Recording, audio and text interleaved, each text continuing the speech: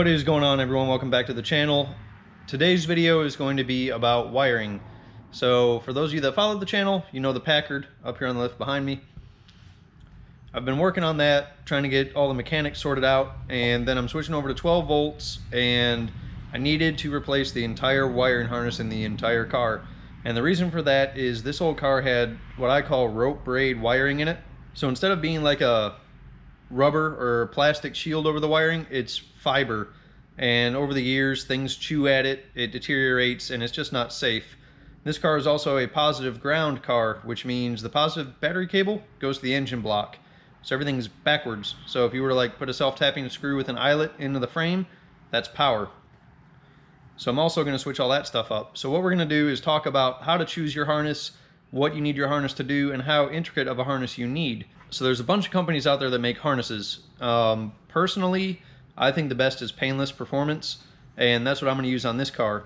And if you go to their website, which I'll pull up right now, they basically have an app where you can build your own harness. They ask you what kind of car it is, where the key is going to be located, if you're going to have power windows, power seats, a stereo system, stuff like that, and you can build your own harness by clicking through these different menus. So because they don't make a harness that fits this car, that's what I did. I got a universal harness, which I'll show you guys in a few minutes.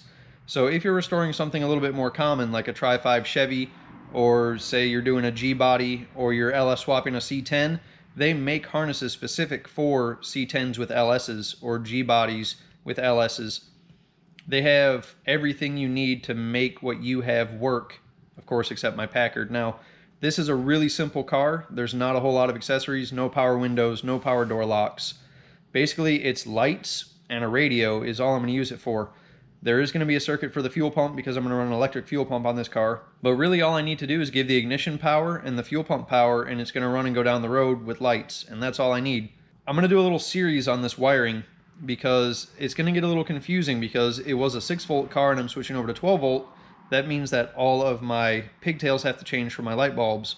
So I'm going to have to do a little digging and find out exactly what I need for that. I could just cut the harness off of the old sockets and reuse the wire that's already there, but like I said, I want to put all new wiring in this car, so I'm going to try to keep it simple. There's no interior in the car right now, so I can roll around in there and get up behind the dash and get all of the old wiring out, which is going to be step number 2 after I show you guys this harness. So let me get this thing out of the box and we'll lay it out. So here's the harness we're going to be using. Classic customizable chassis harness, key in dash 21 circuit. This is part number 10102. This is one of their most basic harnesses. I know 21 circuit sounds like a lot, but I wanted to have room to expand, like running air compressors and radio and turning on stereo equipment if I decide to do that. Now this car is just going to be a weekend cruiser, so I don't ever plan on adding like power windows or power door locks or anything like that. I'm fine with the manual stuff, and I'll probably never lock it anyway. Rolling down the windows, it's not going to have AC, so no big deal, right? So let's get this unboxed and see what comes in the kit.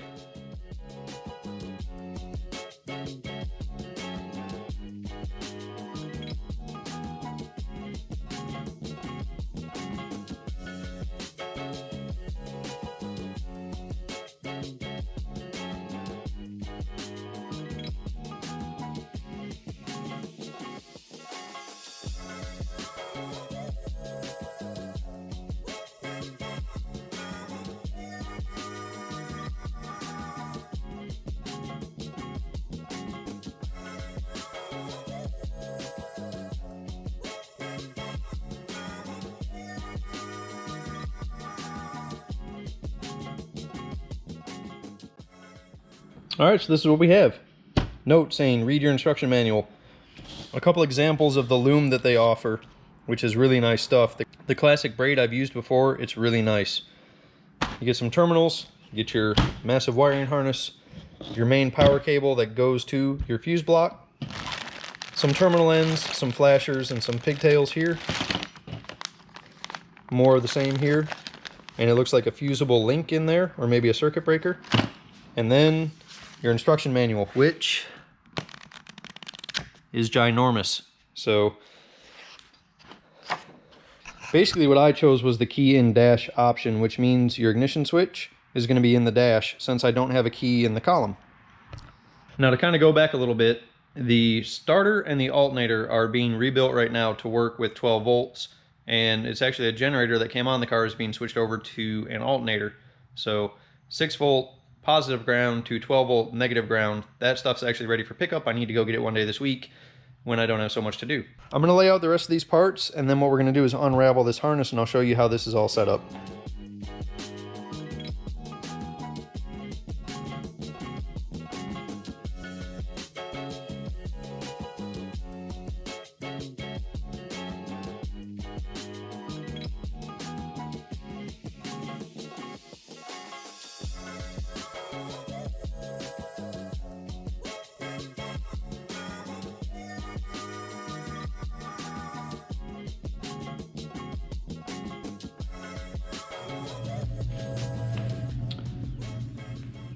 All right, so you can see this harness has 3 sections.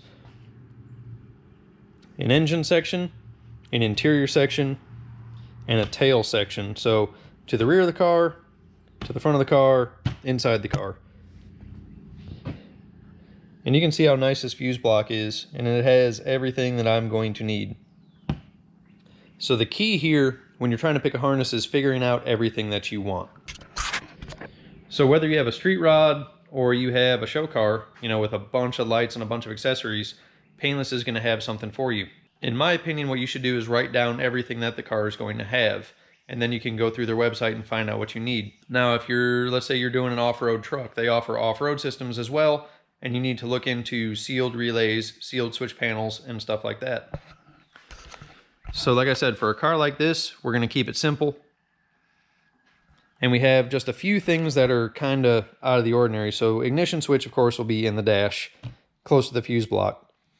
This will also do my horn, my turn signals, and my flashers, which I don't know if I have hazards on this car or not. So I'm going to have a bunch of extra wires. Now, what do you do with those extra wires? Well, I'm going to leave them in the car and run them to where I might need them later. So I don't have AC right now. I'm still going to run the AC compressor clutch wire into the engine bay in loom and just leave it there. I'll know that it's there. It goes the same as the blower motor. I'm not going to have the blower motor hooked up on this car because it's just going to blow heat, and I'm not going to drive this thing when it's cold, so that'll go into the engine bay and be taped up as well. The rear section is going to be a little tricky because this car never came with an electric fuel pump. Now, this has key-on power accessory wires, and they're loomed into the interior section. So what I need to do is grab that wire and put it with the tail section before I run it back. So when you're choosing your harness, there's a bunch of options and a bunch of things you have to think about. I would go overboard if you can. If you only have 12 circuits in your car, get a 21 circuit board. That way if you ever decide to add anything or you want to do something a little bit differently, it gives you the option to do that. Something else you want to keep in mind is the use of the vehicle. Is this vehicle going to be used off-road? They have harnesses for that. Is the vehicle going to be a show car? They also have harnesses where every wire is black, but then it's labeled. So if you look closely at these wires, you can see they're labeled. And I'm trying to get it to focus. Basically, the white wire says Painless tail section number 945 to dome light, power, battery positive. Another reason that I like Painless Performance is their instruction book.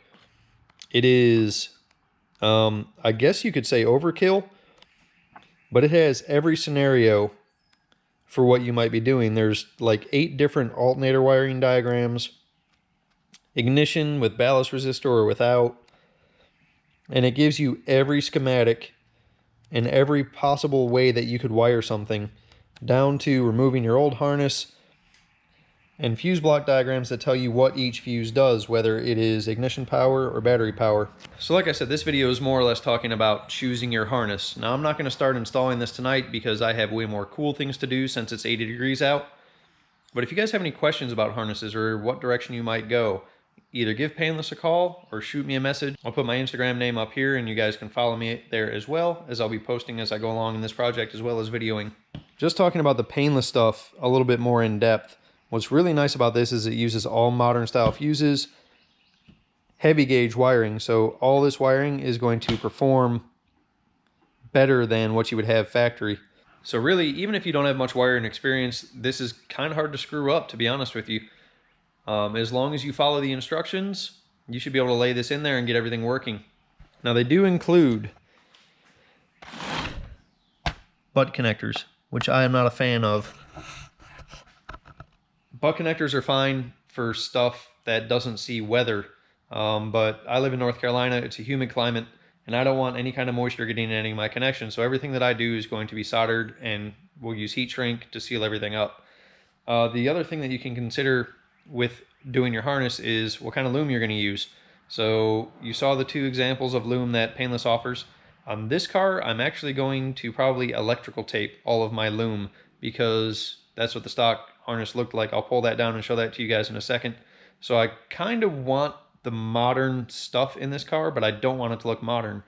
I mentioned earlier my generator and my starter have been rebuilt. I asked them not to sandblast them, to leave them patinaed looking, so when they're under the hood, they're going to look like they were there 50, 60 years ago, which is what I want.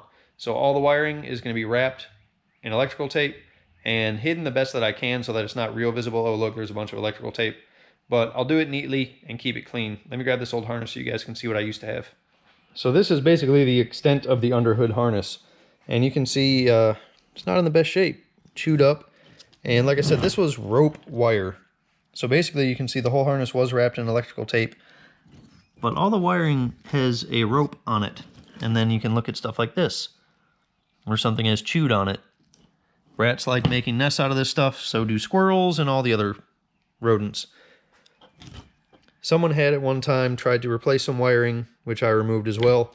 So fire hazard, definitely. Starting from a clean slate, definitely a good idea. So really, as far as an introduction to wiring harnesses, that's going to do it for me. Like I said, Painless is a great asset to the hot rod industry, and they will help you guys find the harness that you need. Whether you're doing a 53 Packard or you're doing an LS swap, they've got everything for you, as well as hot rod harnesses and off-road harnesses. So be sure that you check them out.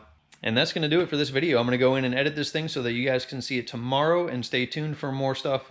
As always, don't forget to follow me on Instagram, and there's always a link in the description below for high PSI TV merchandise. And we're going to get rolling on the Packard project. If you guys follow, you know the floors are done, the rockers are done, everything's painted, so we're ready to actually start throwing some new parts at this thing, which is exciting. Also, if you follow me on Instagram, you can see that I test fit some wheels. So these are 20-inch Riddler wheels that came off of my friend's truck, and I tried them on this car just to see how they would look, because we have the awesome tractor tires and wheels on it right now, which are totally ugly. I'll throw a picture up right here. You guys can see what it looked like. As you can see, the ride height is way too high. If you guys know me, you know I want it low to the ground. So eventually this thing is going to get bagged and put down on the ground, but to have it running reliably right now is a little bit more important. So get the wiring done, get a seat in it, and make sure that it goes down the road okay, and then we're going to tackle the suspension. So as always, guys, I appreciate you watching. Stay tuned for more videos, and we'll see you next time.